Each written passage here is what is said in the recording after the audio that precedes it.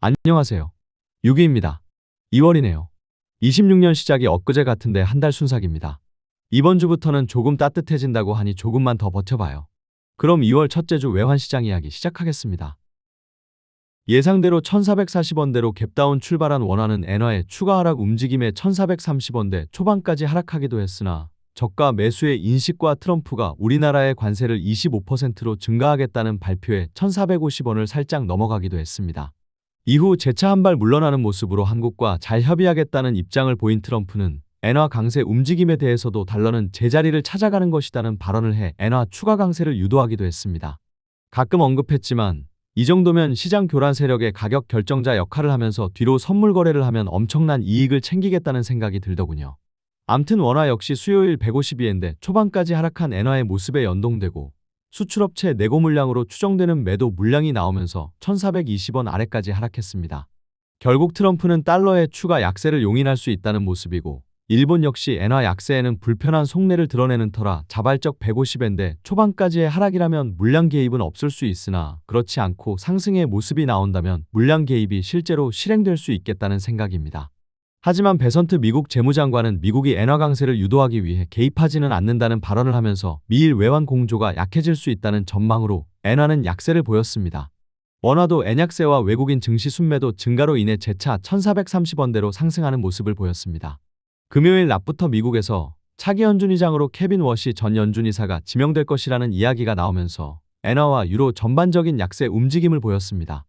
워시는 지금까지 거론되었던 인물 중에서 금리 인하에 조금은 덜 협조적인 인물이라는 평을 받으면서 금리 인하 폭이 예상보다 줄어들 수 있다는 전망입니다. 이후 야간 거래에서 트럼프는 실제로 케빈 워시 전 연준이사를 지명하면서 달러는 급격히 강세의 모습을 보였습니다. 그동안 언급되었던 후보군 중에서 금리 인하에 찬성하지만 가장 소극적인 찬성파로 인식되면서 시장에서는 파월 의장 퇴임 이후 급격한 금리 인하가 없을 수도 있다는 예상으로 달러 강세의 모습이 나타났습니다. 1450원까지 상승해 있는 상황에서 추가적인 상승의 여력은 있다. 하지만 한 걸음 한 걸음 올라가는 것이 쉽지는 않을 것으로 보여집니다. 엔화의 모습도 153엔대 초반에서 154엔 후반까지 상승해 있는 터라 추가 155엔을 넘어간다면 재차 머리를 맞을 수도 있을 것 같아 크게 약세로 올라가기는 힘들어 보입니다. 그렇다면 원화도 역시 1460원이 상단에서 강하게 막아설 것이라는 생각입니다. 워시가 차기 연준의장으로 지명되면서 미국 증시는 크게 하락했습니다. 월요일 국내 증시에도 영향이 있을 것이고 외국인 순매도로 출발한다면 1450원대에서의 오픈 후 상승이 예상됩니다. 하지만 추가 상승 여력은 크지 않을 것 같습니다. 이번 주의 변동폭은 1430원에서 1460원을 예상해 봅니다. 지난주 호주 물가지표를 주목해야 한다고 말씀드렸습니다. 지난 수요일 발표된 호주의 소비자 물가지표가 높게 나왔습니다. 이로 인해 호주중앙은행은 금리를 인상할 가능성이 높게 나타나고 있습니다. 선진국 중에 처음으로 금리 인하 정책에서 인상으로 기조를 변경하는 사례가 나온다면 향후 유럽에도 영향을 미칠 수 있을 것이라 이번 주 수요일 호주 중앙은행의 액션을 다시 한번 주목해야겠습니다. 그리고 목요일 유럽중앙은행과 영국의 금리 결정이 있습니다. 일본은 8일 일요일 총선이 있습니다. 일단 자민당이 과반 이상을 달성하는지부터 살펴봐야 월요일 엔화의 방향이 나올 것 같습니다. 과반 이상이면 당분간은 엔약세, 과반이 하면 엔강세 움직임이 나타날 것으로 예상하고 있습니다.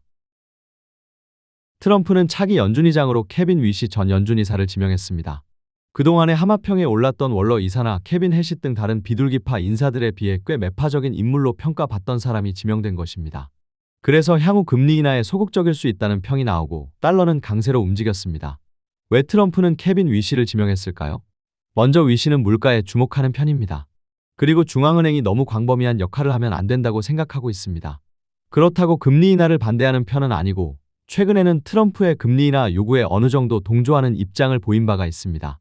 트럼프 입장에서는 케빈 해시 같은 최측근을 배제하고 연준 내에서 지속적으로 금리 인하 주장을 할 월러 이사를 그냥 고정해 두는 것이 편했을 겁니다.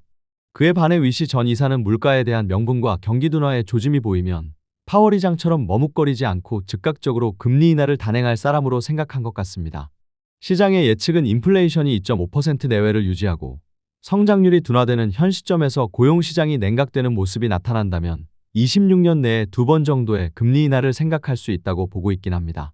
당장은 기존 인물보다 매파적인 성향의 위시 전 이사가 지명되면서 달러가 강세를 보이긴 했지만 장기적으로는 역시 최근의 경제 상황에서 금리 인하를 지지했던 사람이기에 달러는 약세의 모습으로 제자리를 잡아갈 것으로 예상합니다. 결국 비둘기는 비둘기라는 것입니다. 주간 경제일정표입니다. 이번 주는 수요일 호주의 금리 결정과 목요일 유럽연합과 영국의 금리 결정이 있습니다. 호주는 인상 가능성이 증가하고 있으며 유럽과 영국은 동결을 예상합니다. 그리고 미국은 2일 공급관리협회 제조업 구매관리자지수 발표, 사일 서비스업 구매관리자지수 발표가 있습니다. 그리고 6일 고용시장에 대한 발표가 있습니다. 비농업 신규 고용과 실업률을 발표합니다.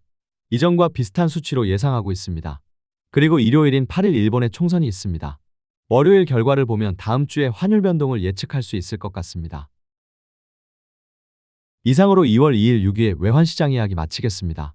최근 미국의 이민단속요원에 의한 총격 사건이 있었고 이에 대한 반발 분위기가 커지는 상황도 한번 이야기해보려 했으나 내용이 너무 길어질 것 같아 생략했습니다. 하지만 이로 인해 미국 연방정부의 셧다운 문제가 재차 부각되기도 했으나 어느 정도 타협점을 찾아간다는 것은 긍정적으로 바라보고 있습니다. 반면 트럼프의 생각이 무엇인지는 한번 고민해 봐야 될 것 같긴 합니다. 그 외에도 우리나라가 환율 조작국 관찰 대상으로 발표되었다는 것과 러우 전쟁의 종전을 3자 협의로 진행한다는 것, 그리고 이란과 미국과의 분위기, 그린란드 병합 등 체크해야 할 내용이 많기는 하지만 당장의 원화 움직임에 큰 영향은 제한적일 것으로 보여집니다. 조금은 따뜻해졌지만 겨울은 겨울입니다. 감기 조심하시고 다음 주 9일 월요일 다시 인사드리겠습니다. 감사합니다.